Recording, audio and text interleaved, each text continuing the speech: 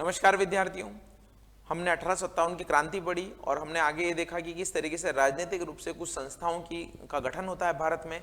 उन राजनीतिक संस्थाओं के गठन में सबसे बड़ी संस्था जो थी वो भारतीय राष्ट्रीय कांग्रेस थी, इंडियन नेशनल कांग्रेस। और उसका गठन जो है मैंने बताया आपको 28 दिसंबर 1885 को हुआ था।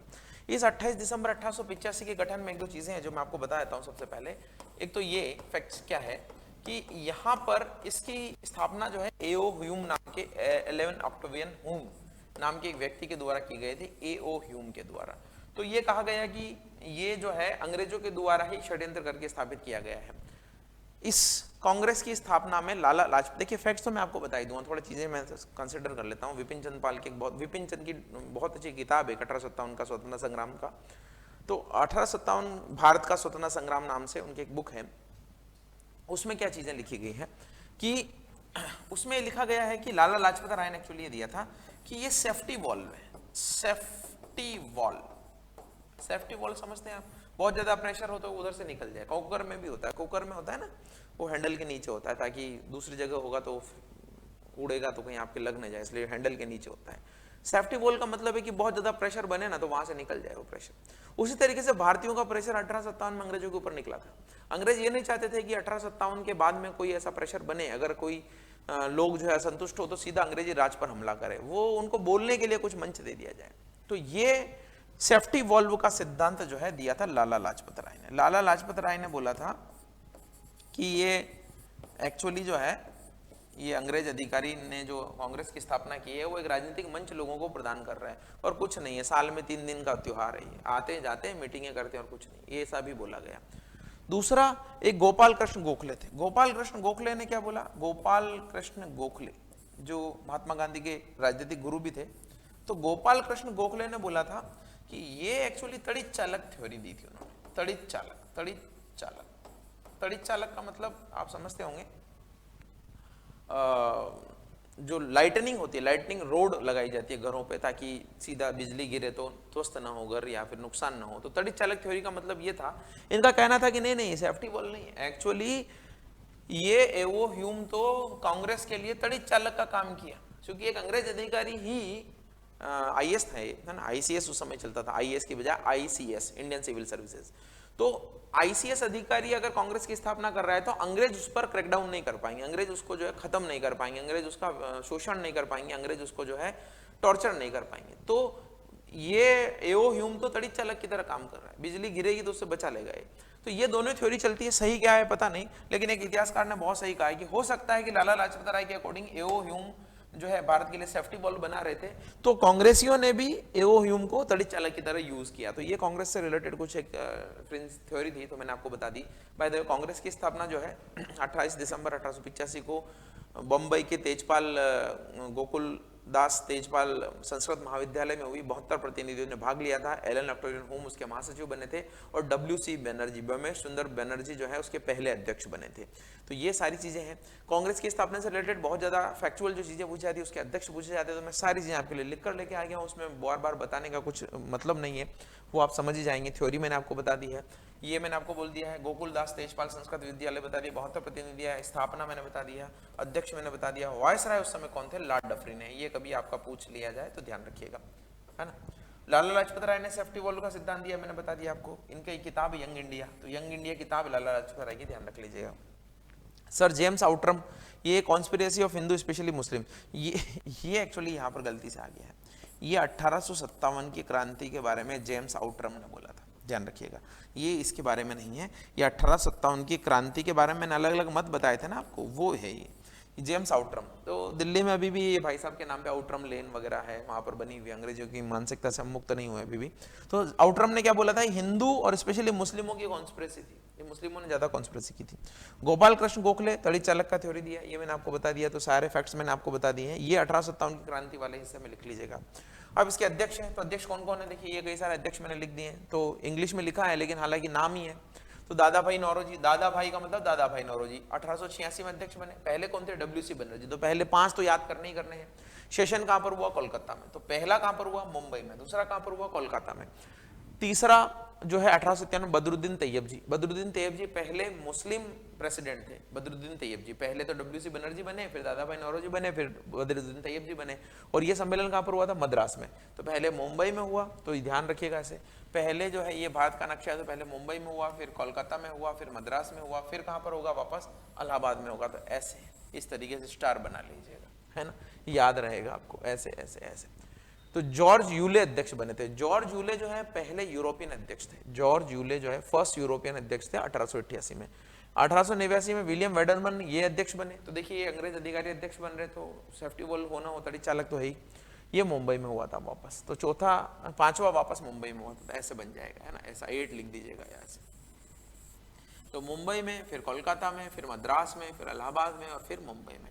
अध्यक्ष कौन बने? डब्ल्यू सी बनर्जी, दादा भाई नौरोजी, बदरुद्दीन तैयब जी, जॉर्ज यूले, विलियम वेडनबर्न। ये 5 अध्यक्ष शुरू के याद रखने। 5 के बाद में मैंने कुछ इंपॉर्टेंट लिखे, जैसे फिरोज शाह मेहता। फिरोज शाह मेहता का इसलिए लिख दिया, वापस कोलकाता चला गया।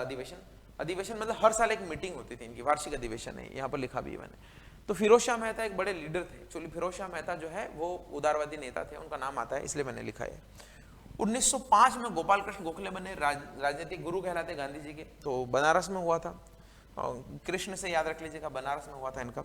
1906 में दादा भाई नौरोजी, ये इसलिए इंपॉर्टेंट है, कांग्रेस का विभाजन होने वाला था, यहाँ पर कांग्रेस टूटने वाली थी, विचारधारा का संघर्ष था। क्या विचारधारा का संघर्ष था अभी बताऊंगा। 1907 में विभाजन हो गया तो रास बिहारी घोष जो है वो अध्यक्ष बने थे। बोस नहीं है, ध्यान रखिएगा, एक रास बिहारी बोस भी है जिन्होंने आजाद हिंद फौज की स्थापना की थी और लॉर्ड हार्डिंग पे 1911 में बम फेंका था, वो बोस है और ये गौस है। कांग्रेस में विभाजन हुआ, कहां पर हुआ? सूरत। ये क्वेश्चन तो 50 बार आ चुका है कि कांग्रेस का विभाजन कहां हुआ, कौन से अधिवेशन में हुआ, किस ईयर में हुआ, कौन अध्यक्ष थे, ये ध्यान रखिएगा। 1916 में कांग्रेस का जब वापस एकीकरण हुआ तो अंबिका चरण मजूमदार थे, कांग्रेस के दोनों धड़े मिल गए, इवन मुस्लिम लीग भी साथ में आ गई थी। तो लखनऊ में हुआ था, तो सूरत में विभाजन, लखनऊ में जो है एकीकरण हो गया। पहली महिला कौन बनी? एनी बेसेंट बनी। एनी बेसेंट जो है आयरलैंड की महिला थी, वो तो बनी थी पहली महिला। गांधी जी एक ही बार अध्यक्ष बने 1924 में, ध्यान रखिएगा, बेलगांव में। तो ये मैंने सारी चीजें लिख दी है, छोटी छोटी चीजें हैं, इसमें से क्वेश्चन आते रहते हैं, तो बहुत इंपॉर्टेंट है। जैसे गांधी जी बहुत इंपॉर्टेंट है, महिला बहुत इंपॉर्टेंट है। एनी बेसेंट कोलकाता में सबसे पहली महिला। गांधी जो है बेलगांव अधिवेशन, बेलगांव कहाँ पर है? कर्नाटक में है बेलगांव। तो कर्नाटक में जो अधिवेशन हुआ था, गांधी जी एक ही बार अध्यक्ष बने, बाकी बाद में तो कांग्रेस छोड़ दी थी उन्होंने। 1925 में सरोजिनी नायडू, ये पहली भारतीय महिला, ध्यान रखिएगा, पहली भारतीय महिला सरोजिनी, पहली भारतीय महिला। इनको भारत कोकिला भी कहा जाता है, सरोजिनी नायडू को।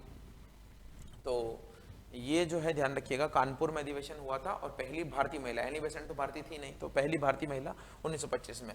1928 में नेहरू पहली बार बने, 1929 में नेहरू बने, तो नेहरू 2 बार लगातार अध्यक्ष बने थे। और ये बहुत इंपॉर्टेंट है लाहौर अधिवेशन, क्योंकि इसी में भारत की स्वतंत्रता का जो है वो पास किया गया था प्रस्ताव, और बाद में ये दिसंबर में हुआ था, दिसंबर में हुआ था। और 26 जनवरी 1930 को सारे भारत में हमारा स्वतंत्रता दिवस मनाया गया। और उसी 26 जनवरी को याद रखने के लिए बाद में जब भारत का संविधान हुआ, तो संविधान भी इस डेट को याद रखने के लिए 26 जनवरी को लागू किया गया था 1950 में। तो ये 1930 में हुआ था। फिर पटेल कराची में बने थे अध्यक्ष। फिर 1934 में बॉम्बे में राजेंद्र प्रसाद बने थे, बॉम्बे इधर लिख दिया, राजेंद्र प्रसाद इधर लिख दिया गलती से। 1937 में वापस नेहरू बने थे फैजपुर में। 1938 में बोस बने, 1939 में बोस बने, ये 2 बार बोस बने थे, ध्यान रखिए। इस अधिवेशन में भाग लेने के लिए बोस जो है बीमार थे, स्ट्रेचर पे आए थे, है ना, वो मेडिकल स्ट्रेचर जो होता है ना, उस पर आए थे।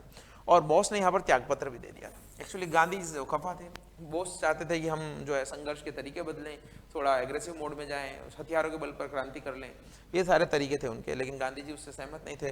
तो यहाँ पर हरिपुरा में तो वो जीत गए थे, लेकिन बाद में यहाँ पर गांधी जी ने पट्टाभी सीतारामैया को खड़ा किया था, तो पट्टाभी सीतारामैया हार गए। बाद में बोस ने इस्तीफा दे दिया, और बोस के इस्तीफे के बाद में यहाँ पर राजेंद्र प्रसाद को अध्यक्ष बनाया गया। राजेंद्र प्रसाद, तो राजेंद्र प्रसाद जो भारत के पहले राष्ट्रपति थे, उनको अध्यक्ष बनाया गया। तो कई सारे क्रांतिकारी हैं ये लोग जो आपको याद रखने हैं। सबसे ज्यादा समय तक आजादी के पहले अध्यक्ष बने थे ये कौन? आजाद, मौलाना आजाद, है ना, ध्यान रखिएगा।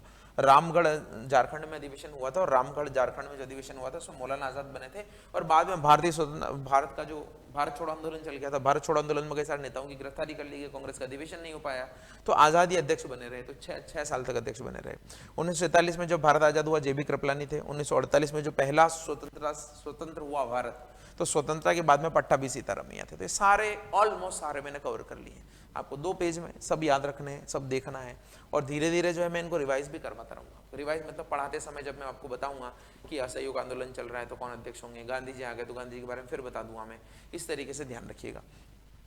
तो जयपुर में हुआ पट्टाभी सीतारामैया, जेबी कृपलानी मेरठ में, ये आज़ादी के समय कौन अध्यक्ष थे, और आज़ादी स्वतंत्र भारत के बाद में पहले अध्यक्ष कौन बने, क्योंकि ये तो पहले ही बन गए थे, आज़ाद हुआ तब ये थे, आज़ादी के बाद ये थे, और ये सबसे ज़्यादा थे।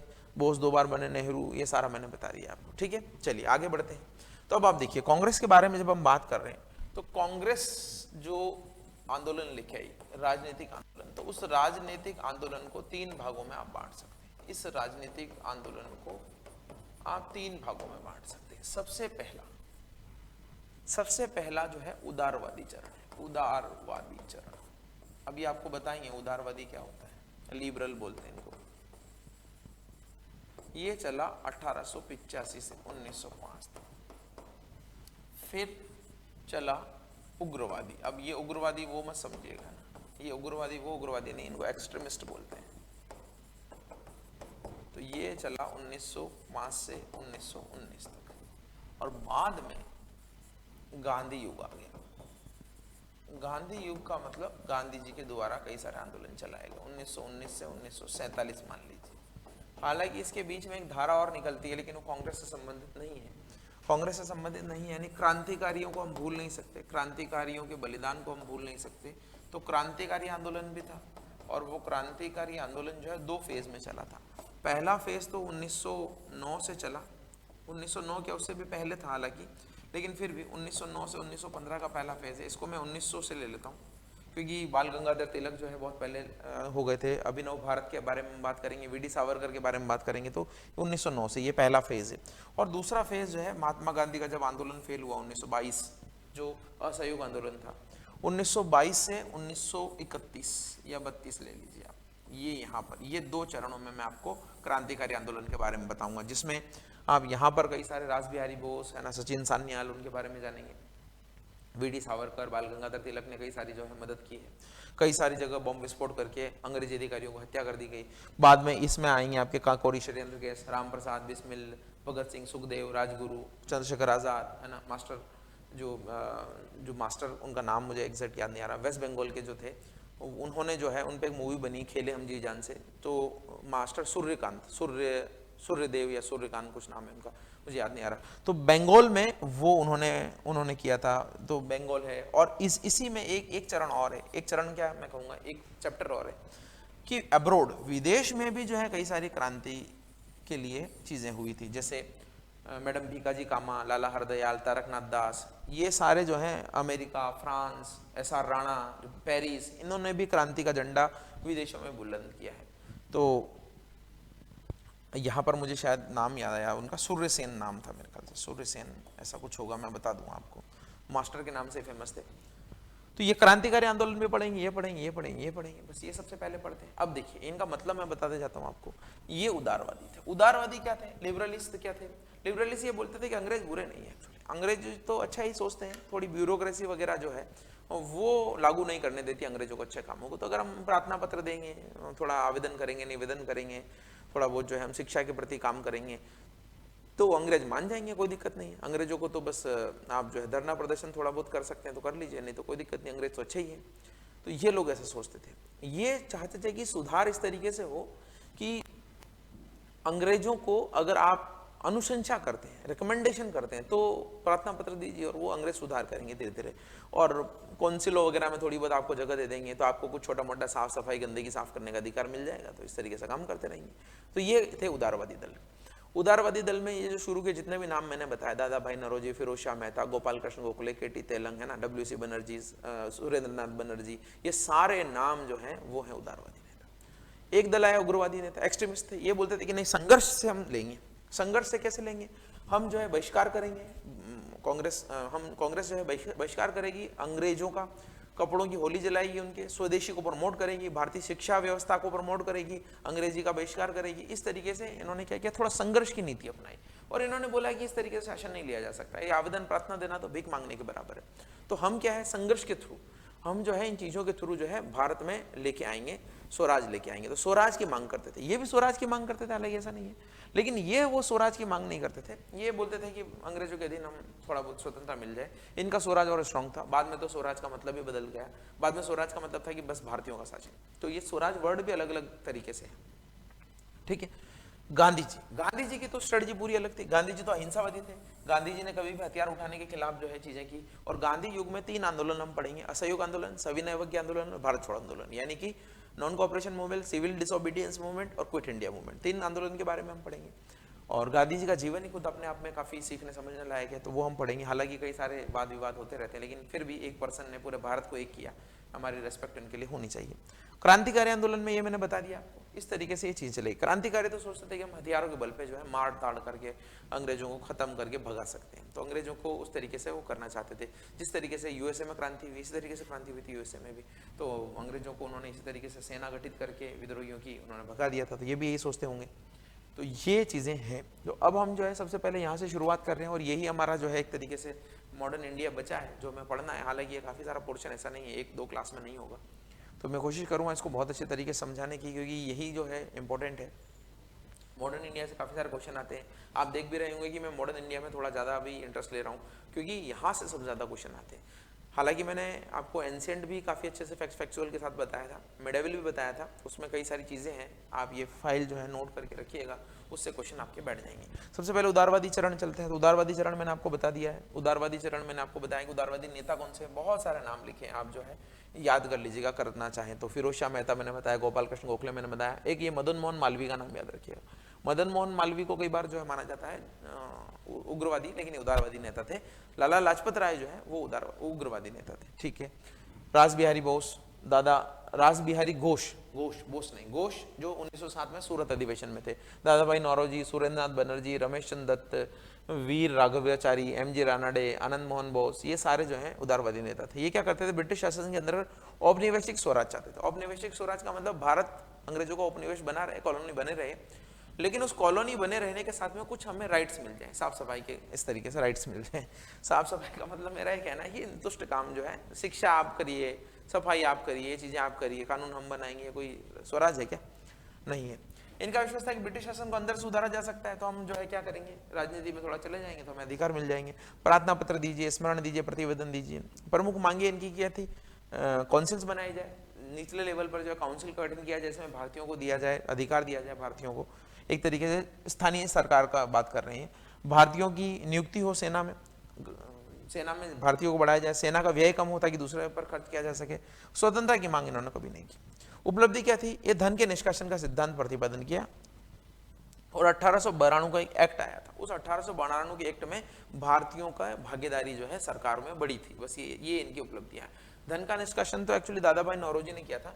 दादा भाई नौरोजी जो है, ये जो है इन्होंने किताब लिखी है, poverty and un British rule in India.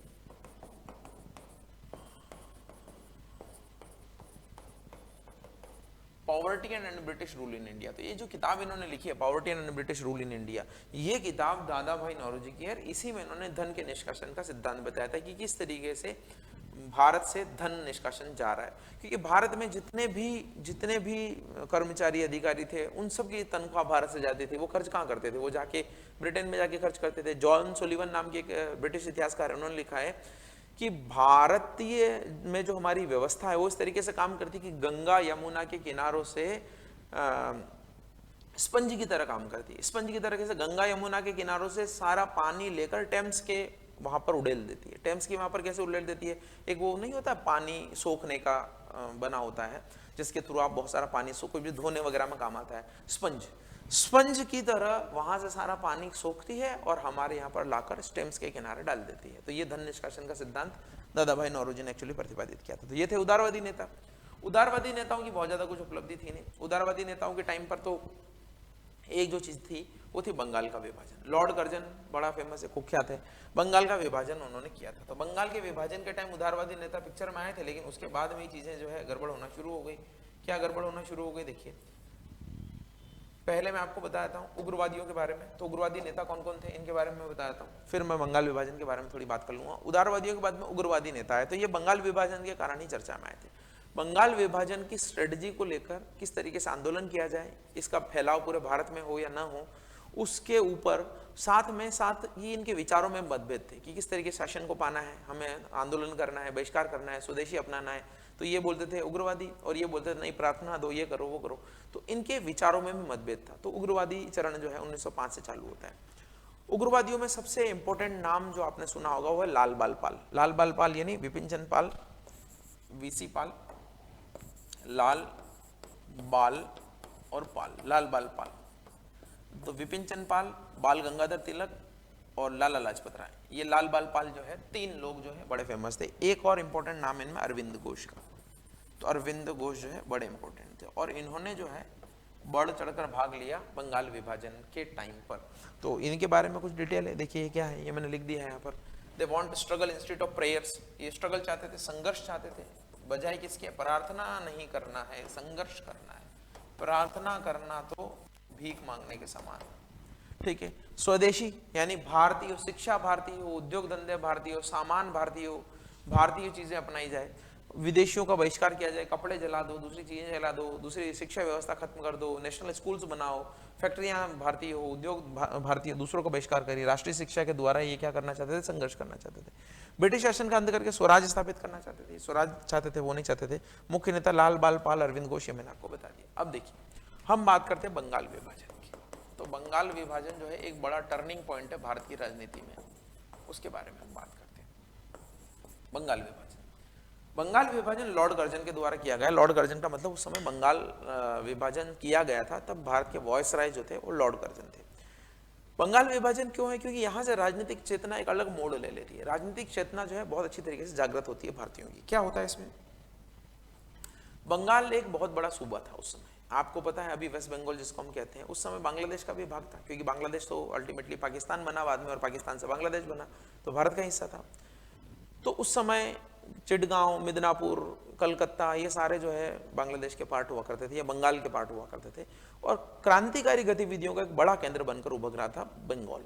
वहां पर खुदीराम बोस का जिक्र आपने किया होगा, अरविंद घोष वहां पर एक्टिव थे, अलीपुर षड्यंत्र केस वहां पर था। तो बहुत सारी चीजें वहां पर, युगांतर नाम से एक मैगजीन निकलती थी, अनुशीलन समिति वहां पर बनाई गई थी।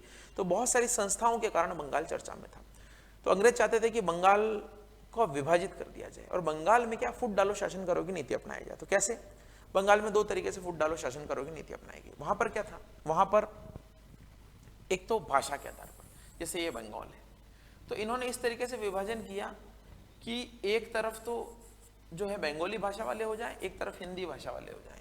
इधर बंगाली वाले माइनॉरिटी में चले जाएं, इधर हिंदी वाले माइनॉरिटी में चले जाएं। तो भाषा के आधार पर विभाजन किया सबसे पहले। तो दूसरा, धर्म के आधार पर विभाजन किया। धर्म के आधार पर किधर, एक तरफ हिंदुओं को अल्पसंख्यक बना दो, एक तरफ मुस्लिमों को अल्पसंख्यक बना दो, और बाद में ये घोषणा कर दो कि अल्पसंख्यक खतरे में है। तो धर्म और भाषा के आधार पर एक्चुअली बंगाल का विभाजन किया गया था। लेकिन बोला यह गया कि चूंकि इतना बड़ा प्रांत है, इतना बड़ा सूबा है, इसको संभालना बड़ा मुश्किल है, इसलिए हम दो भागों में बांट रहे हैं। तो यहाँ पर क्या हुआ, मुस्लिमों को खुश करने की कोशिश भी थी। मुस्लिमों को खुश करके बंगाल जो है अलग से, इनको बोला गया कि ढाका जो है मुस्लिमों की राजधानी होगी बाद में, और मुस्लिमों को भड़काया भी गया, मुस्लिमों को अलग जो है सेपरेट इलेक्टोरेट की बात भी बाद में की गई, पृथक निर्वाचन की बात भी की गई। मुस्लिम लीग की स्थापना भी अभी ही होगी, मैं आपको बताऊंगा। 1906 में मुस्लिम लीग, 1905 में बंगाल विभाजन, 1907 में कांग्रेस का विभाजन, ये सारा जो है हम बात करेंगे। तो लॉर्ड कर्जन ने किया। अब कई सारे लोगों ने इसको रोकने की कोशिश की, शोक दिवस मनाए गए, रैलियां निकाली गई, टाउन हॉल जो कोलकाता में, वहां पर बंगाल विभाजन के विरोध में प्रस्ताव पास किया गया। लेकिन आपस में क्रांतिकारी जो है उतने एकजुट नहीं हो पाए। क्रांतिकारी का मतलब ये नेता कांग्रेस के। उग्रवादी, उदारवादी चाहते थे कि ये जो हम प्रार्थना करें अंग्रेजों को इस तरीके से करें, वो चाहते थे कि स्वदेशी बहिष्कार वगैरह आंदोलन करें, पूरे भारत में फैलाया जाए। तो ये बंगाल विभाजन के टाइम पे इन दोनों में मतभेद हुआ, और इन दोनों के मतभेद के परिणाम स्वरूप आंदोलन भी कमजोर पड़ा, और बाद में कांग्रेस का विभाजन भी हो गया 1907 में। और इसी दौरान चूंकि यहाँ पर अलग से बंगाल विभाजन में मुस्लिमों को यहाँ प्रायोरिटी दी गई, तो यहाँ पर 1906 में ढाका में ही मुस्लिम लीग की स्थापना भी इसी दौरान हुई थी। क्लियर दोस्तों। तो बंगाल विभाजन एक तरीके से लोगों को एकजुट करने का बड़ा कारण बना था, लेकिन वो सीमित था, बंगाल तक ही सीमित था, उसको पूरे भारत में नहीं किया गया। तो देखिए यहाँ पर कुछ फैक्ट्स हैं, ये मैं आपको बताता हूँ। 16 अक्टूबर 1905 में बंगाल का पार्टीशन इंप्लीमेंट किया गया। 16 अक्टूबर 1905 को ही जो है शोक दिवस मनाया गया। जब अक्टूबर में ये किया गया तो उससे पहले इन्होंने 7 अगस्त 1905 को स्वदेशी और बहिष्कार कर दिए थे, क्योंकि जुलाई 1905 में तो घोषणा हो गई थी। जुलाई 1905 में घोषणा हुई थी करजन की कि हम जो है क्या करेंगे, इसका विभाजन करेंगे। तो अगस्त में इन्होंने स्वदेशी और बहिष्कार के जो है प्रस्ताव पारित कर दिए। विस्तार और तरीकों में कांग्रेस में मतभेद हुआ, बाद में आगे चलकर विभाजन हो गया और बड़े लेवल पर आंदोलन चला उस समय। अब इस आंदोलन की समाप्ति हो गई क्योंकि कांग्रेस एकजुट नहीं थी। 1911 में फिर ये विभाजन भी रद्द कर दिया गया। 1911 में विभाजन रद्द करके ये बोला गया कि अब कांग्रेस ने, सरकार ने जो है बंगाल का विभाजन रद्द कर दिया है और हम क्या कर रहे हैं, राजधानी भी दिल्ली लेकर आ रहे हैं। राजधानी यानी मुस्लिमों को तुष्टिकरण की नीति जो है उस समय से चली आ रही है। सबसे पहले ढाका ले जाया गया है कि आपका मुस्लिम शिक्षा का केंद्र होगा ढाका। फिर बाद में चूंकि दिल्ली मुसलमानों के लिए बहुत उस समय था, इंपॉर्टेंस का केंद्र था, तो जब बंगाल विभाजन रद्द किया गया तो ये माना गया कि मुस्लिम नाराज ना हो, उस वजह से दिल्ली राजधानी स्थानांतरित कर दी जाए, क्योंकि दिल्ली एक तो सेंटर में भी पड़ता है और मुस्लिमों की प्राचीन राजधानी भी रही हुई है, तो दिल्ली राजधानी की गई। ये 1911 में घोषणा की गई। 1911 में एक्चुअली क्या हुआ था, दिल्ली दरबार लगाया गया था। दरबार का मतलब, चूंकि राजा या रानी तो ब्रिटेन वाले थे, तो वो जब भी भारत में आते थे तो दरबार लगाते थे, कि राजा सामंत आते थे, इकट्ठे होते थे। तो 1911 में दिल्ली दरबार लगाया। इस दिल्ली दरबार में जॉर्ज पंचम और मेरी, ये राजा और रानी थे अंग्रेजों के या भारतीयों के भी उस समय। तो ये भारत आए थे। उस समय लॉर्ड हॉर्डिंग जो है वहां के वायसराय थे। तो लॉर्ड हॉर्डिंग ने 1911 के दिल्ली दरबार में जो जॉर्ज पंचम और मेरी के स्वागत सत्कार के लिए लगाया गया था, उसमें दो घोषणा की गई। एक तो ये घोषणा की गई कि बंगाल का विभाजन रद्द हो जाएगा, दूसरा दिल्ली जो है ट्रांसफर की जाएगी राजधानी कलकत्ता से या बंगाल से, कलकत्ता से दिल्ली ट्रांसफर की जाएगी राजधानी। किसकी? अंग्रेजों की राजधानी उस समय तक कलकत्ता हुआ करती थी। तो 1912 में फिर राजधानी ट्रांसफर भी कर दी गई, लेकिन ये घोषणा 1911 में हुई थी। इसी 1911 के दिल्ली दरबार में लॉर्ड हॉर्डिंग पर बम फेंका गया था। बम फेंकने वालों में सचिन सान्याल थे, रास बिहारी बोस थे। सचिन सान्याल को तो बाद में मृत्यु हो गई थी उनकी, और रास बिहारी बोस उसके बाद में भागकर चले गए थे जर्मनी और फिर बाद में जापान, और बाद में उन्होंने आर्मी गठित की थी। मैंने आपको बताया था कि आजाद हिंद फौज आर्मी उन्होंने गठित की थी, वो रास बिहारी बोस ही थे। इसमें मास्टर अमीचंद, बाल मुकुंद, बहुत सारे जो थे वो लोग भी शामिल थे, राजस्थान के भी कुछ लोग शामिल थे इसमें। तो ये जो है इस तरीके से किया गया था। ये तो ये मैंने सारा लिखा है, लॉर्ड हॉर्डिंग पर बम फेंका गया, ये यहाँ पर लिख दिया मैंने, लॉर्ड हॉर्डिंग पर बम फेंका गया, दिल्ली दरबार का आयोजन किया गया, जॉर्ज पंचम मेरी के आयोजन में, ये सारा मैंने बोल दिया आपको। राजधानी का दिल्ली हस्तांतरण कब किया गया? 1912 में किया गया। ठीक है दोस्तों, तो ये था बंगाल विभाजन, स्वदेशी आंदोलन। स्वदेशी का मतलब आप समझ गए होंगे कि भारतीयों के उद्योग धंधे, भारतीयों की शिक्षा, भारतीय प्रोडक्ट, सारी चीजें, भारतीय शिक्षा प्रणाली, कल्चर, सब कुछ भारतीय। जो विदेशी उसका बहिष्कार कर दीजिए। तो दारू के ठेकों का बहिष्कार करिए, विदेशी कपड़ों का बहिष्कार करिए, उनकी होली जलाइए, स्वराज प्राप्ति के लिए काम करना है, ये था। अब इसके बाद क्या है? इसके बाद जो है मुस्लिम लीग की स्थापना है, क्योंकि 1905 का आंदोलन था। हालांकि ये 1905 के बाद में कांग्रेस का विभाजन 1907 में हुआ, तो ये मैं आगे और बताता रहूंगा आपको, लेकिन ये 1905 का आंदोलन है। और आगे तक मैंने बता दिया, क्योंकि इस टॉपिक में 1911 तक 12 तक मैंने बता दिया है, ताकि आपको एक ही जगह पता रहे कि विभाजन कब हुआ, वापस कब एकीकरण हुआ और क्या चीजें कॉन्सिक्वेंसेस हुए उसके। अब 1906 में क्या? 1906 में जब इस तरीके से बंगाल का विभाजन हुआ और मुस्लिम बहुल आबादी को एक तरफ कर दिया गया, तो 1906 में मुस्लिमों को राजनीतिक रूप से आगे लाने के लिए अंग्रेजों ने उनको बात की और वो मुस्लिम भी आगे आए और मुस्लिम लीग की उन्होंने स्थापना की। तो धर्म के आधार पर देखिए बांट रहे हैं, और मुस्लिम लीग ही सबसे बड़ा संगठन था, बाद में भारत विभाजन का कारण बना, जो पाकिस्तान निर्माण में सहायक हुआ। तो मुस्लिम लीग की स्थापना 1906 में हुई ढाका में, और मुस्लिम लीग ने सबसे पहले डिमांड की कि हमें सेपरेट इलेक्टोरेट दिया जाए, पृथक निर्वाचन दिया जाए। उन्होंने सबसे पहले क्या डिमांड की? पृथक निर्वाचन की। पृथक निर्वाचन जो है हमें दिया जाए, ये मुस्लिम लीग ने सबसे पहले बोला। पृथक निर्वाचन का मतलब क्या है? अभी भी हमारे यहाँ पे आरक्षण की व्यवस्था है कि SC, ST, OBC के लिए सीटें आरक्षित होती है, महिला के लिए सीटें आरक्षित होती है इसमें। लेकिन क्या होता है कि जब महिलाओं के लिए सीटें आरक्षित होती है तो वहां पर वोट सारे करते हैं, चाहे SC का कैंडिडेट खड़ा हो तो हिंदू भी वोट करेगा, मुस्लिम वोट करेगा, OBC वाला वोट करेगा, जनरल वाला वोट करेगा। लेकिन उस समय मुस्लिमों के लिए पृथक आरक्षण जो 1909 में मंजूर भी कर लिया गया, उसका मतलब ये था कि कुछ इलाकों में मुस्लिम कैंडिडेट खड़ा होगा और उसको मुस्लिम ही चुनेंगे, तो वोटर भी मुस्लिम है, कैंडिडेट भी मुस्लिम है। इस तरीके से हुआ करता था वहां पर। तो ये मांग जो है बाद में मान ली गई थी। तो अभी देखिए ये कुछ फैक्ट्स हैं, आप पढ़ सकते हैं। सबसे पहले फाउंडेशन ऑफ मुस्लिम लीग 30 दिसंबर 1906 को, 28 दिसंबर 1885 को कांग्रेस बनी थी, 30 दिसंबर 1906 को मुस्लिम लीग बनी थी। स्थापक कौन है? सलीमुल्लाह खां, आगा खां। आगा खां, सलीमुल्लाह खां बहुत इंपॉर्टेंट है, ध्यान रखिए, क्वेश्चन बहुत बार पूछा गया है पहले अध्यक्ष जो यहाँ पर 1906 में स्थापना हुई उसके अध्यक्ष थे वकार उल मुल्क, लेकिन ये तो स्थापना हुई थी ढाका में, ये स्थापना ढाका में हुई थी। कहाँ पर हुई थी? ढाका में। लेकिन इसका अधिवेशन नहीं हुआ। सबसे पहला अधिवेशन इसका अमृतसर में हुआ 1908 में, और अमृतसर के अधिवेशन में ही इन्होंने पृथक निर्वाचन की मांग रखी थी। और सैयद अली इमाम जो है अमृतसर में होने वाले अधिवेशन के अध्यक्ष थे। पृथक निर्वाचन की मांग रखी, वो मैंने बता दिया। फिर कांग्रेस का सूरत विभाजन, एक इंपॉर्टेंट पॉइंट है जो मैंने इसके साथ ही रख दिया है। 1907 में सूरत अधिवेशन हुआ। सूरत अधिवेशन में अलग अलग जो चीजें थी उसके अकॉर्डिंग कांग्रेस में विभाजन हो गया कि हमारी नीतियां अलग है, इनकी नीतियां अलग है। मैंने बता दिया था आपको अध्यक्ष कौन थे, रास बिहारी घोष अध्यक्ष थे, और बाल गंगाधर तिलक को अध्यक्ष बनाया जाना था, लेकिन वो बन नहीं पाए। बाद में कांग्रेस में जो है वहां पर बड़ा हंगामा हुआ, लड़ाई हुई, एक दूसरे कपड़े फाड़ दिए उग्रवादियों और उदारवादियों ने, तो ये कांग्रेस में फूट पड़ गई। तो आगे आने वाले ये क्यों इंपॉर्टेंट है? एक्चुअली लगता तो बहुत छोटा सा है कि विभाजन हो गया, ठीक है, लेकिन आगे आने वाले कम से कम 8-10 सालों तक कांग्रेस एक प्रांतीय स्तर की संस्था बन के रह गई, रीजनल लेवल की बॉडी बन के रह गई, जो नेशनल लेवल पे कुछ काम कर रही थी। बंगाल विभाजन में इतना बड़ा आंदोलन किया, विभाजन होने से उग्रवादियों के खिलाफ अंग्रेजों ने दमन की नीति अपनाई और उदारवादी भी चुप बैठ गए। तो कांग्रेस जो है बहुत लोअर लेवल पे आ गई थी, भारतीय राष्ट्रीय आंदोलन कमजोर पड़ गया था। और इससे एक और धारा निकल कर आई, क्या? देखिए, दो चीजें हैं। एक तो ये उदारवादी तो बहुत डाउन हो गए। उग्रवादियों में मैंने कौन था? लाल बाल पाल और अरविंद घोष। तो लाला लाजपत राय तो विदेश चले गए। लाला लाजपत राय तो कहां चले गए? लाला लाजपत राय चले गए विदेश। बाल गंगाधर तिलक को जेल भेज दिया गया। बिपिन चंद्र पाल और सुभाष घोष, अरविंद घोष ने संन्यास ले लिया। अरविंद घोष ने ले लिया संन्यास। अरविंद घोष ने बाद में पौंडीचेरी में आश्रम की स्थापना की, फिलोसोफर बन गए, और इन्होंने ओरेविले आश्रम है वहां पर पौंडीचेरी में, आप जाएं तो देखिए बहुत अच्छा बना हुआ है। मैंने भी देखा नहीं है वैसे तो, लेकिन फोटो तो देखिए। ओरेविले आश्रम अरविंद घोष ने स्थापित किया था।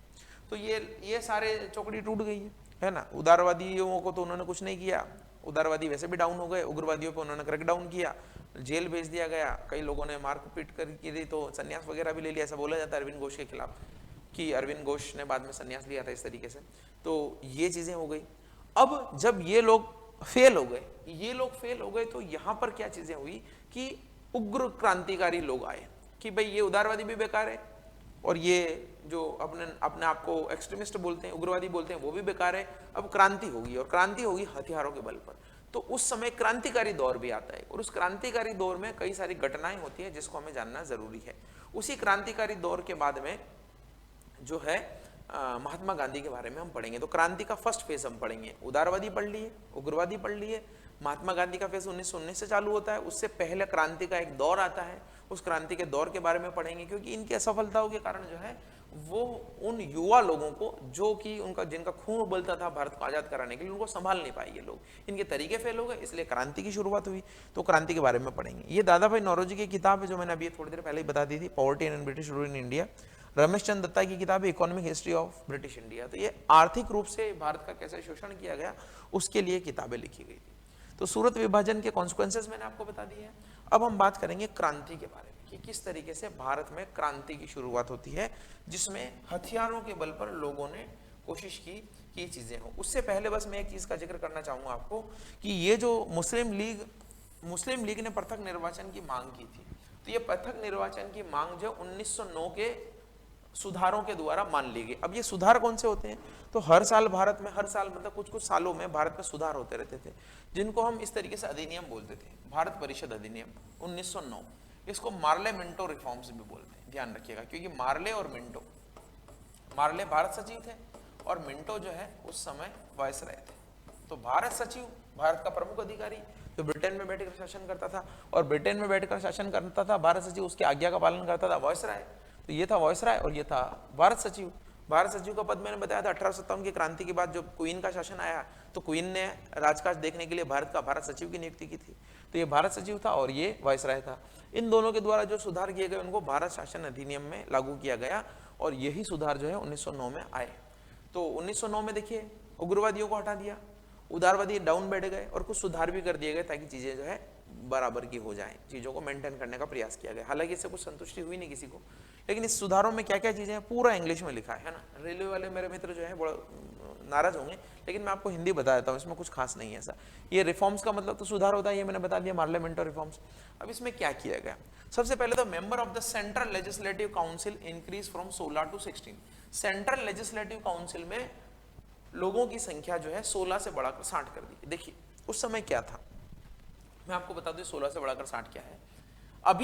अभी क्या है भारत में सिस्टम क्या है, राष्ट्रपति है और लोकसभा है और राज्यसभा है, ठीक है, लोकसभा और राज्यसभा। कानून कौन बनाते हैं, लोकसभा राज्यसभा। और किसके हस्ताक्षर के बाद में कानून बनता है, राष्ट्रपति के हस्ताक्षर के बाद में कानून बनता है। उस समय इस तरीके सिस्टम नहीं था। उस समय क्या था, उस समय था वायसराय, और वायसराय के काम में मदद करने के लिए 6 सदस्यीय काउंसिल होती थी। ये एक तरीके से मान लीजिए कि ये पूरी कैबिनेट काम करती थी। और इस कैबिनेट से इतर ये जनरल एग्जीक्यूटिव काउंसिल थी, एग्जीक्यूटिव काउंसिल, यानी कि इसको हम बोलते थे कार्यकारी परिषद। तो ये कार्यकारी परिषद उस समय भारत की संसद का काम करती थी। किसका काम करती थी, भारत की संसद का काम करती थी। ये कार्यकारी परिषद से ही बाद में लोकसभा और राज्यसभा बनेगी, लेकिन अभी लोकसभा राज्यसभा नहीं थी, अभी सिर्फ क्या थी, कार्यकारी परिषद। इस कार्यकारी परिषद में धीरे धीरे लोगों को बढ़ाया जा रहा था। पहले शुरुआत में 5-6 लोगों को नियुक्त किया गया, फिर 10 को बढ़ाया गया, फिर 10 से 16 किए गए, 16 से फिर कितने कर दिए गए, 60 कर दिए गए। तो ये जो है कार्यकारी परिषद एक तरीके से संसद का काम करती थी। कानून बनाने का पावर इनको नहीं था, लेकिन ये जो कानून बनाते थे उस पर कुछ चर्चाएं कर लेते थे, कुछ बात कर लेते थे, बजट रखा जाता था, कहने को लोकतांत्रिक बताया जाता था, लेकिन लोकतांत्रिक थे नहीं। तो इसकी शुरुआत जो 1861 से हुई थी, तो 1861 में 4 लोगों से बनाई गई थी। 4 के बाद में 6 किए गए, 6 से 10 किए गए, 10 से 16 किए गए, ऐसे बढ़ते गए बाद में। तो इस कार्यकारी परिषद में लोगों की संख्या 16 से बढ़ाकर कितनी कर दी गई, ये कर दी गई। लेकिन जो मेन राजा था वो तो था वायसराय, जो काम करता था, और उसके 6 लोग थे। ये 6 लोग ही इसके कैबिनेट मंत्री की तरह काम करते थे, प्रपोजल लेके आते थे, अध्यादेश ला सकते थे। वायसराय चाहता तो बिना संसद के भी कानून बना सकता था। इनको तो कुछ ज्यादा अधिकार भी नहीं थे, लेकिन इनमें धीरे धीरे संख्या बढ़ाई जा रही थी, क्योंकि उदारवादी क्या चाहते थे, उदारवादी चाहते थे कि भारतीयों की भागीदारी बढ़ाई जाए, सिस्टम में घुस के जो है हम काम करें, सिस्टम में घुसकर हम भारत को सुधारने का काम करें, चाहे ब्रिटिश अंडर ही करें, ब्रिटिश के अंदर ही करें। तो ये थी आपकी लेजिस्लेटिव काउंसिल। तो ये कार्यकारी परिषद थी, सेंट्रल लेजिस्लेटिव काउंसिल थी। और फिर क्या है, ये देखिए, ओके, यहां पर मैंने थोड़ा सा गलती कर दी है। ये लेजिस्लेटिव काउंसिल को विधान परिषद बोल दीजिए, इसको कार्यकारी परिषद के बजाय विधान परिषद बोल दीजिए, विधान परिषद। थोड़ा ये वाला मैंने देख लिया था, इसको आप जो है सही कर लीजिएगा, गलती हो जाती है। विधान परिषद, और ये जो थी वो थी कार्यकारी परिषद। कार्यकारी परिषद को हम एग्जीक्यूटिव काउंसिल बोलते हैं। तो ये कार्यकारी परिषद थी, क्योंकि ये काम करने का काम कौन करती थी, ये करती थी। और विधान या नियम बनाने का काम कौन करती थी, ये करती थी। हालांकि इसको अधिकार नहीं थे, कहने को ही ये विधान बनाती थी, बाकी अधिकार जो थे कार्यकारी परिषद को थे। तो ये कार्यकारी परिषद थी। अब इस कार्यकारी परिषद में मैंने बोला कितने मेंबर थे, 6 मेंबर थे। तो पहली बार इस कार्यकारी परिषद में भी एक मेंबर को भारतीय बनाया गया। वो पहले भारतीय कौन थे, सत्येंद्र सिन्हा। तो सत्येंद्र प्रसाद सिन्हा जो है, ध्यान रखिएगा, सत्येंद्र प्रसाद सिन्हा कार्यकारी परिषद में पहले भारतीय थे। कार्यकारी परिषद में पहले भारतीय थे। तो इसके द्वारा ये भी जो है नियुक्ति की गई थी। तो ये भी भारतीयों को लुभाने के लिए था कि आपको जो है, हम आपके व्यक्ति को हम वायसराय की जो कैबिनेट है उसमें स्थान दे रहे हैं। तो एक व्यक्ति को सत्येंद्र प्रसाद सिन्हा को बनाया गया था, ये भी इनके लोग थे। फिर सेपरेट इलेक्टोरेट फॉर मुस्लिम, पृथक निर्वाचन की मांग जो है मुस्लिमों की स्वीकार कर दी गई। तो पृथक निर्वाचन मैंने आपको बनाया था कि वोट भी कौन करेंगे मुस्लिम, चुनाव भी कौन जाएगा मुस्लिम कैंडिडेट ही खड़ा हो सकते हैं। The member of the central legislative council given more power. और ये जो सेंट्रल लेजिस्लेटिव काउंसिल थी, जिसको मैं संसद बोल रहा हूँ, ये वाली, इसको कुछ अधिकार और दिए गए, थोड़े अधिकार दिए गए। उस समय लोकसभा राज्यसभा तो थी नहीं, तो इसको क्या अधिकार दिए गए, थोड़े अधिकार बढ़ा दिए गए। ये बैठे कि आप खुश रहो क्या, जैसे सप्लीमेंट्री क्वेश्चन पूछ सकते हो आप, रिजोल्यूशन मूव कर सकते हो बजट पे। यानी सप्लीमेंट्री क्वेश्चन का मतलब पहले तो प्रश्न पूछने का अधिकार ही नहीं था, फिर बाद में प्रश्न पूछने का अधिकार था, लेकिन पहले प्रश्न पूछ लो, उसका जवाब जो है हम बाद में दे देंगे। लेकिन जैसे आपने बोला कि साहब कितना खर्चा हुआ, तो आपने बोल दिया, प्रश्न पहले पूछा आपने कितना खर्चा हुआ, उन्होंने बोला कि 100 करोड़ खर्चा हुआ, तो आप सप्लीमेंट्री नहीं पूछ सकते कि 100 करोड़ कहां हुआ, ये सप्लीमेंट्री क्वेश्चन है। उस समय पहले पूछने का अधिकार नहीं था, बाद में इन्होंने प्रश्न पूछने का अधिकार दिया, सप्लीमेंट्री क्वेश्चन। बजट पे भी आप प्रस्ताव पास कर सकते हैं। बजट पे प्रस्ताव क्या पास कर सकते हैं, मान लीजिए वायसराय ने बोला कि 1000 करोड़ का बजट है, तो ये बोलेंगे कि भाई 1000 का मत करो, इतना पैसा मत खर्च करो, शिक्षा पे कर दो, तो ये रिजोल्यूशन पास कर सकते थे। लेकिन अंतिम रूप से निर्णय तो वायसराय का था। तो कहने का मतलब कठपुतली संसद ये बनाई गई थी, लेकिन बाद में इसी का विस्तृत रूप जो है लोकसभा राज्यसभा के रूप में आएगा। ठीक है दोस्तों, तो 1909 का भारत सुधार अधिनियम था। रेलवे के लिए तो बस इतना सा है कि ये किस नाम से जाना जाता है, तो मार्लियामेंटो सुधार के नाम से जाना जाता है। एसएससी के लिए सबसे इंपॉर्टेंट है कि मुस्लिमों को पृथक निर्वाचन किससे दिया गया, और ये सत्येंद्र प्रसाद सिन्हा, ये बहुत इंपॉर्टेंट है। ये तो किसी के लिए इंपॉर्टेंट नहीं है, खास लिखने के हिसाब से अगर कोई एग्जाम है तो आएगा आपको। तो ये हो गया। अब उदारवादी, उग्रवादी, और ये हमने पढ़ लिया है। सबसे इंपॉर्टेंट हमारा क्रांतिकारी अभियान के बारे में हम पढ़ेंगे, जो अलग अलग राज्यों में अलग अलग जगह पर चलाया गया, बंगाल में, महाराष्ट्र में, विदेशों में। इसका हम पहला चरण पढ़ रहे हैं। इसका पहला चरण के बाद में हम गांधी युग पढ़ेंगे, और गांधी युग में ही हम दूसरा चरण भी पढ़ेंगे, क्रांतिकारी आंदोलन का। तो तीन ही चीजें पढ़ना है हमें, क्रांतिकारी आंदोलन पार्ट फर्स्ट, गांधी युग, और गांधी युग में 3 आंदोलन पढ़ेंगे, और क्रांतिकारी आंदोलन पार्ट 2, और भारत की आजादी हो जाएगी। बस इतना सा है। तो चलिए देखते हैं क्रांतिकारी आंदोलन फर्स्ट के बारे में। तो देखिए, क्रांतिकारी आंदोलन प्रथम चरण मैंने आपको बताया, सबसे पहले महाराष्ट्र से शुरू करते हैं। तो महाराष्ट्र में क्रांतिकारी आंदोलन को जन्म देने वाले थे बाल गंगाधर तिलक। हालांकि गंगाधर तिलक खुद क्रांतिकारी नहीं थे, लेकिन इनके जो विचार थे ना, उस विचारों से बहुत सारी संस्थाएं प्रभावित थी, बहुत सारे लोग प्रभावित थे, और उन्होंने इस तरीके से काम किया।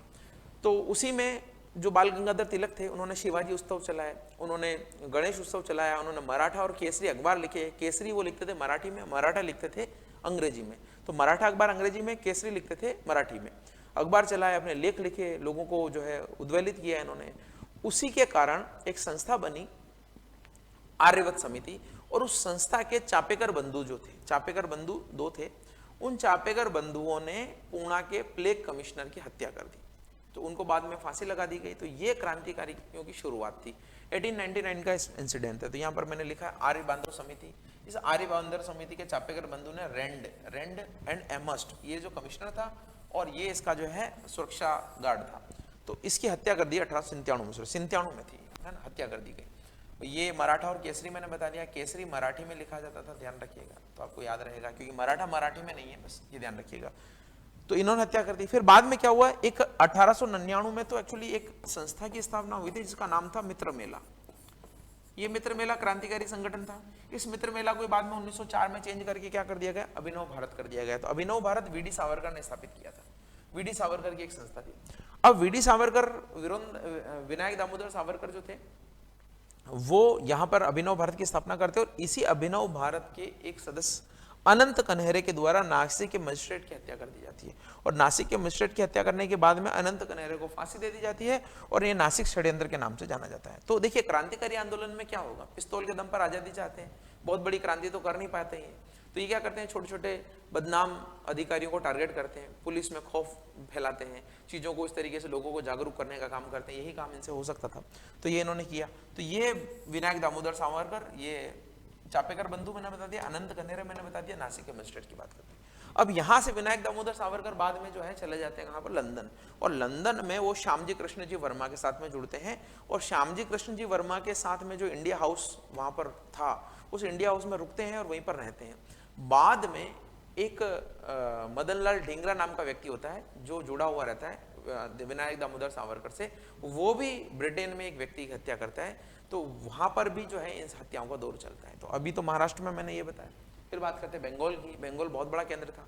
वहां पर 2 अनुशीलन समिति की स्थापना हुई थी, एक कलकत्ता में, एक मिदनापुर में, अलग अलग जगह। तो कलकत्ता में अनुशीलन समिति की स्थापना हुई थी, तो जतेंद्र बनर्जी ने कलकत्ता में की थी, और बरिंद्र घोष ने जो है इन दोनों ने मिलकर की थी। और अनुशीलन समिति 1902 में मिदनापुर में स्थापित की थी ज्ञानेंद्र नाथ बसु के द्वारा। तो ये 2 अनुशीलन समिति थी, 2 अलग अलग संगठन थे, ये दोनों ही क्रांतिकारी काम करते थे। फिर क्या हुआ, ये युगांतर नाम का अखबार भी निकालते थे, ध्यान रखिएगा, युगांतर नाम की पत्रिका, पत्रिका अखबार में युगांतर नाम की पत्रिका भी निकालते थे।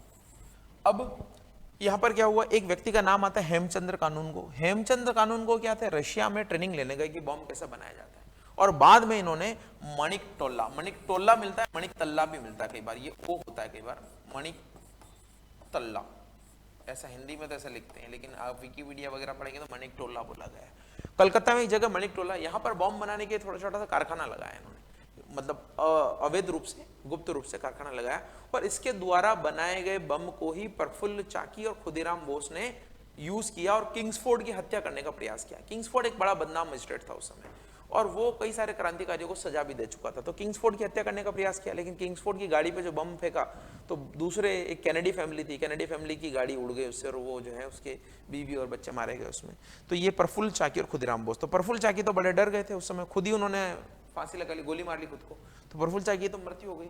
खुदीराम बोस को बाद में जो है वो भागने का प्रयास किया, लेकिन पकड़ लिया गया और इनको जो है फांसी दे दी गई। तो खुदीराम बोस जो है भारत के पहले शहीद मान लीजिए, बहुत ही कम उम्र के व्यक्ति थे ये थे। इनको जो है डीएच किंग्सफोर्ड, ये मजिस्ट्रेट थे, जज थे, उनको बम फेंकने के आरोप में मुजफ्फरपुर बिहार में, ये मुजफ्फरपुर बिहार में इन्होंने बम फेंका था, और मुजफ्फरपुर बिहार में बम फेंकने के बाद में इनको पकड़ लिया गया। और यहीं पर अलीपुर षड्यंत्र भी जो थे, अलीपुर षड्यंत्र, अलीपुर षड्यंत्र का मतलब होता है, षड्यंत्र अंग्रेज बोलते थे हालांकि, अलीपुर षड्यंत्र में भी ये बोला गया कि इस इंसिडेंट, यानी कि खुदीराम बोस और प्रफुल्ल चाकी ने जो बम फेंका है, इस इंसिडेंट से रिलेटेड, इस घटना से रिलेटेड और भी लोग हैं, उनके खिलाफ कॉन्स्पिरेसी की गई, उनके खिलाफ अलीपुर षड्यंत्र केस चलाया गया, जिसमें अरविंद घोष का नाम सबसे इंपॉर्टेंट है। और अरविंद घोष इसके बाद में ही संन्यास लेते हैं। हालांकि अरविंद घोष पर बाद में दोषारोपण साबित नहीं हो पाता है, लेकिन अरविंद घोष को जेल हो जाती है, इसी मामले में जेल होती है, बाद में छूट जाते हैं और आश्रम बनाते हैं। तो ये मैंने बताया आपको बंगाल में, तो यहाँ पर हत्याएं हो रही है, ये भी हत्या कर रहे हैं, अलीपुर षड्यंत्र केस में भी ये बम बना रहे हैं, महाराष्ट्र में भी यही कर रहे हैं। इसी तरीके से जो है पहला फेज क्रांति का चलता है। और ये भारत में ही नहीं था, ये विदेश में भी था। विदेश में मैंने बताया, लंदन में श्यामजी कृष्ण वर्मा, पेरिस में एसआर राणा, मैडम भीकाजी कामा, यूएसए में लाला हरदयाल, तारकनाथ दास, इस तरीके से लोग जो थे वहां पर ये क्रांतिकारी घोषणाएं, क्रांतिकारी संगठन बना रहे थे और काम कर रहे थे। अब्रोड में देख लेते हैं, विदेशों में कहाँ थे। तो विदेशों में, अब्रोड यानी विदेशों में कौन कौन संस्थाएं, तो देखिए इंडियन होम रूल सोसाइटी का गठन किया था। इंडियन होम रूल सोसाइटी का गठन किसने किया? लंदन में श्यामजी कृष्ण वर्मा के द्वारा किया। वहां पर इन्होंने इंडिया हाउस बना रखा। इंडिया हाउस एक जगह थी जो भारतीयों को शरण देती थी और वहीं इनका मुख्यालय भी था।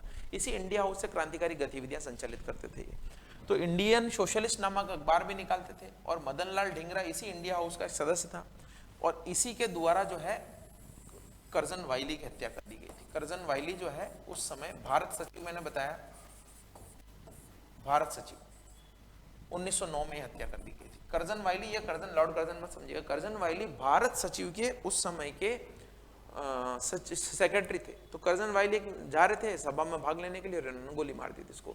तो मदन लाल ढींगरा का नाम बहुत फेमस है उस समय। इसी वजह से बाद में जो वीडी सावरकर यानी विनायक दामोदर सावरकर लंदन में थे, इसी अपराध में उनको क्या है भारत लाया जाता है। भारत लाया जाता है नाव में। पेरिस फ्रांस के टाइम आते समय वो नाव से कूद कर भागने की कोशिश करते हैं, फ्रांस में शरण लेने की कोशिश करते हैं, लेकिन पकड़े जाते हैं और बाद में भारत लाकर उनको काला पानी की सजा दे दी जाती है। तो विनायक दामोदर सावरकर है। पेरिस में पेरिस इंडियन सोसाइटी की स्थापना की गई। पेरिस में किसने की? भीकाजी कामा और एसआर राणा ने। पहले ये भीकाजी कामा लंदन में थी, लंदन से बाद में पेरिस आ जाती है। ये भीकाजी कामा का नाम बहुत इंपॉर्टेंट है, ये क्रांतिकारियों की मदर कहलाती है, महिलाओं में एक ही नाम आता है। और भीकाजी कामा ने स्टुटगार्ड, स्टुटगार्ड कहाँ पर है? स्टटगार्ड जर्मनी में है। तो स्टटगार्ड में इन्होंने सबसे पहली बार 1907 में स्टटगार्ड जर्मनी में ट्राई कलर भारत का तिरंगा फहराया था, तिरंगा फहराया था इन्होंने।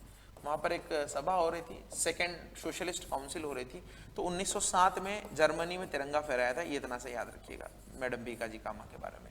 ऐसा राणा इन दोनों ने मिलाकर किया था। गदर पार्टी का जिक्र बहुत आता है। गदर पार्टी अमेरिका में बनाई गई थी, सैन फ्रांसिस्को में। तो इस गदर पार्टी ने हथियार भेजने की योजना बनाई भारत में, और ये योजना बनाई कि चूंकि प्रथम विश्व युद्ध हो गया था। प्रथम विश्व युद्ध 1914 से 1918 चलता है, 1919 चलता है। तो प्रथम विश्व युद्ध के टाइम ये मौका देख रहे थे कि किस तरीके से भारत को प्रथम विश्व के समय, जबकि अंग्रेज बिजी हैं, तो उस समय जो है 21 फरवरी 1915 को क्रांति की योजना इन्होंने बनाई थी कि हम क्रांति करते हैं, हथियार पहुंचाते हैं और चीजें करते हैं। तो इसमें जो सबसे इंपॉर्टेंट व्यक्ति थे वो थे लाला हरदयाल। लाला हरदयाल ये सबसे इंपॉर्टेंट व्यक्ति थे। हालांकि बाद में नेतृत्व तो छोड़ देते हैं, तो इस वजह से ये आंदोलन जो है गड़बड़ हो जाता है।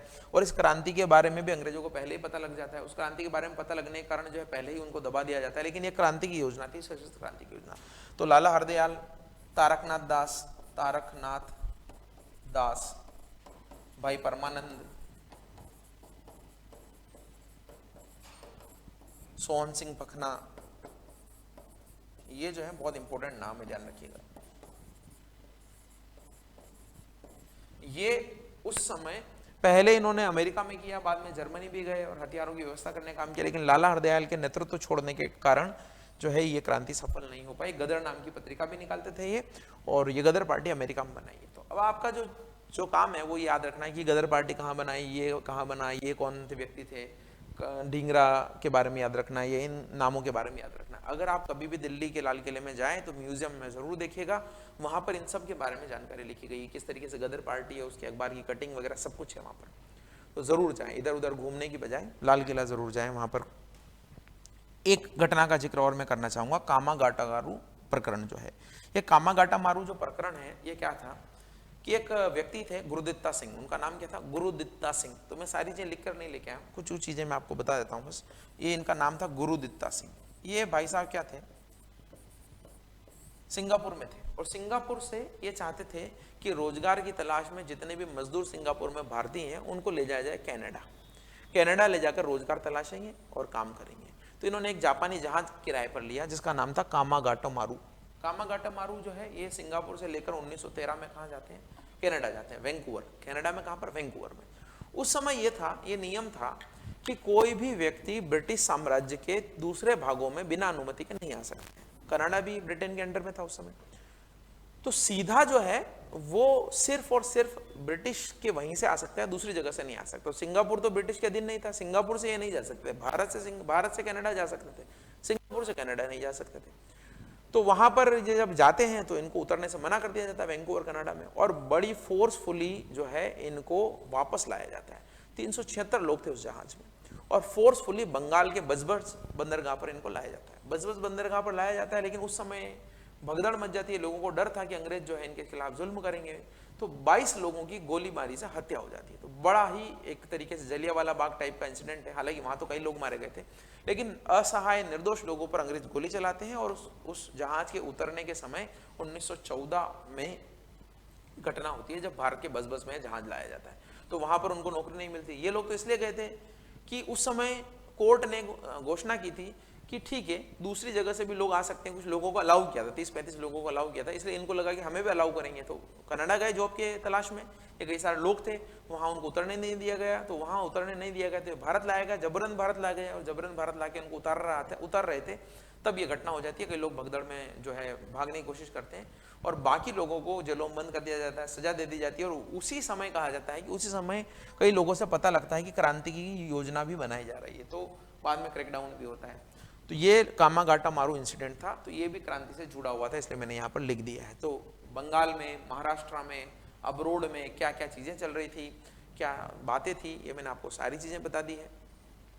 अब जो हम बात करेंगे वो बात करेंगे किसकी, कि किस तरीके से भारत में गांधी जी की एंट्री होती है और किस तरीके से चीज़ें आगे बढ़ती है। हालांकि एक टॉपिक और मैं आपको, मेरे को लगता है कि पहले मुझे बता देना चाहिए गांधी जी की एंट्री से पहले। हालांकि गांधी जी जो है 1915 में भारत आ गए थे, लेकिन उन्होंने जो अपना आंदोलन सही तौर से चालू किया वो 1819 में किया था। तो 18 में उन्होंने 3 आंदोलन सबसे पहले चलाए। उससे पहले एक चीज और मैं आपको बता दूं कि 1916 में वापस राजनीतिक रूप से लोग इकट्ठा होना चालू हो गए थे। भारत में 1916 में बनारस के अधिवेशन में, लखनऊ के अधिवेशन में कांग्रेस का एकीकरण हो गया था, और मुस्लिम लीग भी उसमें शामिल हो गई थी। और उसी समय एक आंदोलन चलता था जिसको हम बोलते हैं होम रूल सोसाइटी या होम रूल मूवमेंट। तो वो मूवमेंट बहुत इंपॉर्टेंट था, उसके बारे में जानते हैं। तो होम रूल मूवमेंट क्या था? होम रूल मूवमेंट 2 लोगों ने चलाया था। होम रूल मूवमेंट चलाया था एनी बेसेंट और बाल गंगाधर तिलक ने। होम रूल मूवमेंट का मतलब था, होम रूल आप समझते हैं, स्वदेशी शासन। तो ये राजनीतिक रूप से जागृत करना चाहते थे लोगों को, और स्वराज के बारे में बताना चाहते थे कि स्वराज क्या है। आयरलैंड में एक्चुअली होम रूल मूवमेंट चला था, और एनी बेसेंट आयरलैंड से थी, तो आयरलैंड की तर्ज पर ही वो होम रूल मूवमेंट चलाना चाहती थी। तो उन्होंने होम रूल मूवमेंट, हालांकि उन्होंने कांग्रेस का साथ चाहा था, लेकिन कांग्रेस का साथ मिल नहीं पाने के कारण एनी बेसेंट ने और बाल गंगाधर तिलक ने अलग अलग होम रूल चलाए। इसी से रिलेटेड एक आध क्वेश्चन कभी कभार आता रहता है आपका कि होम रूल मूवमेंट जो एनी बेसेंट के द्वारा चलाई गई उसका एरिया क्या, कौन कौन सा था। वैसे बाल गंगाधर तिलक का एरिया तो बहुत सीमित था, महाराष्ट्र था, सेंट्रल प्रोविंस था, वरार था, ये छोटा सा एरिया था, और बाकी छोड़कर एनी बेसेंट ने चलाया था। इन दोनों ने ये सोचा था कि आपस में हम क्लेश नहीं करें, तो कुछ एरिया बाल गंगाधर तिलक ने रख लिया था, बाकी एनी बेसेंट ने रख लिया था। तो कई सारे भारत में सभाएं, प्रार्थनाएं ये सारे की गई, लोगों को जागरूक किया गया, लोगों को शिक्षा दी गई, राजनीतिक रूप से चेतना जागृत की गई कि होम रूल क्या होता है, स्वदेश के लिए हम आगे आना चाहिए, इस तरीके से काम किए गए। तो एनी बेसेंट और इन दोनों ने किए। इनसे रिलेटेड क्या क्वेश्चन आते हैं कि इनका कहाँ पर स्थापना हुई, कौन इनके सेक्रेटरी थे, क्या चीजें हुई। तो होम रूल एक कहेंगे कि बंगाल आंदोलन के बाद में एक बड़ा आंदोलन था जिसने लोगों को जागरूक किया, राजनीति में आगे आने के लिए प्रेरित किया। हालांकि कांग्रेस के कई सदस्य भी इसमें सम्मिलित थे, लेकिन होम रूल लीग को कांग्रेस ने स्वीकृति नहीं दी थी, ध्यान रखिएगा। तो होम रूल आंदोलन के बारे में मैं बता दूं, उद्देश्य मैंने लिखे हैं, लोगों को स्वशासन से परिचित कराना कि स्वशासन क्या है, हमारा शासन, खुद का शासन क्या है, और राजनीतिक जागरूकता फैलाना। तिलक की होम रूल, एनी बेसेंट की होम रूल, ये दोनों आपको मैं बताता हूँ। ये बेलगांव में स्टार्ट हुई थी, लेकिन इसका मुख्यालय कहाँ था, पुणे में था। और जोसेफ बापिस्ता इसके जो है अध्यक्ष थे, और सेक्रेटरी कौन थे, एनसी केलकर, ये प्रेसिडेंट थे, यहाँ लिखा नहीं है, ध्यान रखिएगा, ये प्रेसिडेंट थे, और ये एनसी केलकर जो है वो इसके सेक्रेटरी थे। कहाँ कहाँ थी, महाराष्ट्र, कर्नाटक, सेंट्रल प्रोविंस और बरार, ये था। महाराष्ट्र में मुंबई नहीं थे, ध्यान रखिएगा, महाराष्ट्र में इनका था, लेकिन मुंबई में एनी बेसेंट की, तो ये स्पेसिफिक बता रहा हूँ। महाराष्ट्र, कर्नाटक, सेंट्रल प्रोविंस और बरार, ये एरिया था जहां पर इन्होंने होम रूल के लिए आंदोलन किया, कई लोगों को राजनीति से जोड़ा, राजनीतिक जागरूकता फैलाई। और एनी बेसेंट की सितंबर 2016 में हुई, इनसे बाद में एक्चुअली कांग्रेस को मनाती रही कि होम रूल को सपोर्ट किया जाए, लेकिन माने नहीं, कांग्रेस नहीं मानी थी। अडियार कहां पर है, मद्रास, ध्यान रखिएगा, मद्रास के पास में जगह है, तो वहां पर इनका मुख्यालय था।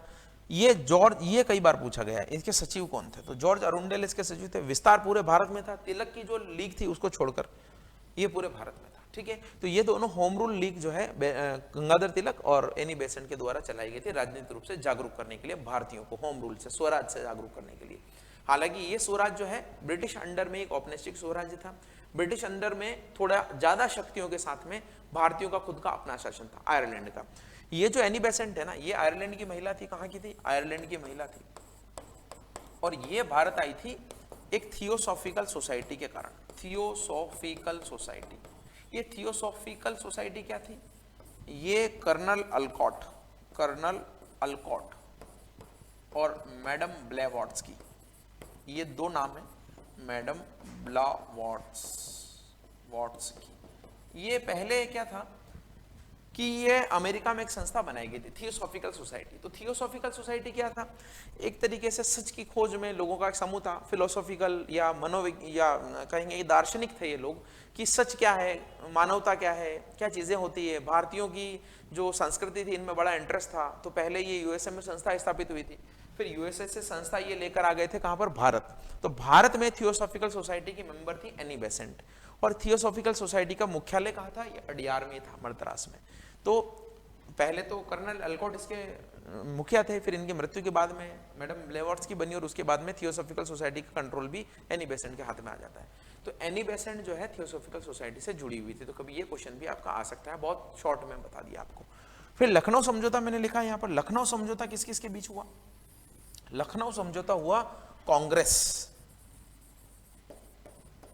के उग्रवादी, उदारवादी और मुस्लिम लीग के बीच। तो कांग्रेस और मुस्लिम लीग मिल गई, और उग्रवादी और उदारवादी भी जुड़ गए, यहाँ पे उग्रवादी और उदारवादी भी जुड़ गए।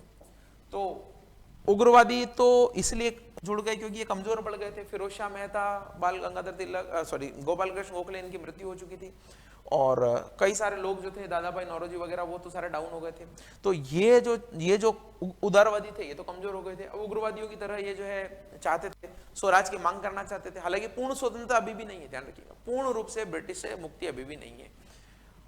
तो अभी भी ये मांग कर रहे हैं किसकी, कि एक तरीके से हमें ब्रिटिश अंडर में ही ज्यादा अधिकार दे दिए जाए। तो ये कांग्रेस एक हो गई, मुस्लिम लीग भी एक हो गई। मुस्लिम लीग में क्या चीजें हुई, मुस्लिमों का जो पृथक निर्वाचन का विरोध कांग्रेस कर रही थी कि अलग से मुस्लिमों के लिए कोई स्थान नहीं होना चाहिए, तो उसको कांग्रेस ने मान लिया, और कहते हैं कि यहीं से जो है सांप्रदायिकता की शुरुआत होती। कांग्रेस को इस अंडियो मांग को मानना नहीं चाहिए था मुस्लिम लीग की, लेकिन कांग्रेस ने मान ली।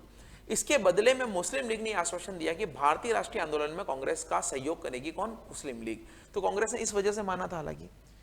और यहाँ पर जिन्ना जो थे वो बहुत उभर कर सामने आए थे, और हिंदू मुस्लिम एकता का दूत उनको सरोजनी नायडू ने बोला था उस समय। अब जो हिंदू मुस्लिम एकता के दूत है वही जो है आगे जाकर दिक्कत करेंगे। सांप जो है कुछ भी करे लेकिन काटता जरूर है, ध्यान रखिएगा। तो आखिर में जिन्ना ने काटा, और जिन्ना की जो फितरत थी उन्होंने बताई बाद में कि मुस्लिम लीग का गठन इसलिए हुआ था कि भारत को जो है मुस्लिमों के लिए अलग से उनको चाहिए था, लैंड चाहिए था, और बाद में यही उद्देश्य उन्होंने किए, और दंगे भी बहुत हुए, और भारत का जो है दर्दनाक विभाजन हुआ, जो कोई भूल नहीं सकता है। तो ये कांग्रेस की एक गलती कही जा सकती है लखनऊ समझौते में। इस लखनऊ समझौते में ध्यान रखिएगा, अंबिका चरण मजूमदार अध्यक्ष थे, मजूमदार, अंबिका चरण मजूमदार कांग्रेस के अध्यक्ष थे। तो विभाजन के समय रासबिहारी घोष और एकीकरण के समय अंबिका चरण मजूमदार, ये दोनों अध्यक्ष जो है आपको बहुत इंपॉर्टेंट है, याद रखने, ध्यान रखिएगा।